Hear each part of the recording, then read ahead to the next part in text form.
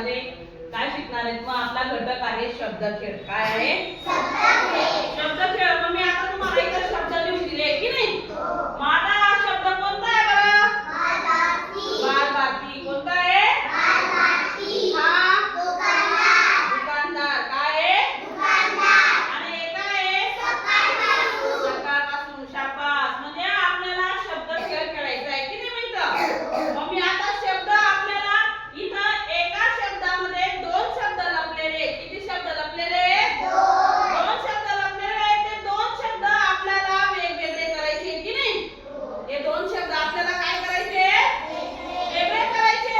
मग आता बघा इथं बाल. आधी आपण काय लिहिणार इथं? बाल. आपल्याला दोन शब्द वेगळे करायचे की नाही? मग आता बाल लिहिल्यानंतर काय उरला मग? भारती. काय उरला? पूर्ण नाव तुम्ही काय सांगितलं मला? बाल भारती सांगितलं की नाही? मग मी इथं एक शब्द लिहिला बाल. मग आता कोणता उरला? भारती. कोणता उरला? मग आपण इथं भारती लिहिला की नाही? बघा असे प्रश्न तुम्हाला पेपरला येऊ शकतात, तेव्हा तुम्हाला लिहिता यायला पाहिजे की नाही?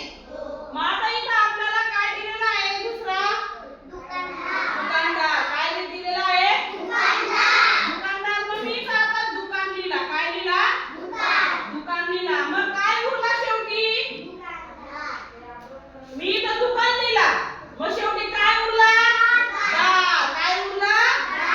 दार. मी इथं काय लिहिणार आपण? दार लिहिणार. आता बघा इथं हा तिसरा दिलेला आहे. काय दिलेला आहे तिसरा शब्द? सकाळपासून. काय दिलेला आहे? मग आता मी इथं सकाळ लिहिला. काय लिहिला? मग आता उरला काय? पासून. शाबास. काय उरला? पासून. सकाळपासून आहे की नाही? मग आता आपण सकाळ लिहिल्यानंतर कोणता उरला मग? पासून उरला की नाही? मग आता इथं बघा आपण एका शब्दामध्ये किती शब्द लपलेले आहेत मग? दोन. किती शब्द लपलेले आहेत? दोन. मध्ये आपण वेगवेगळे केले की नाही?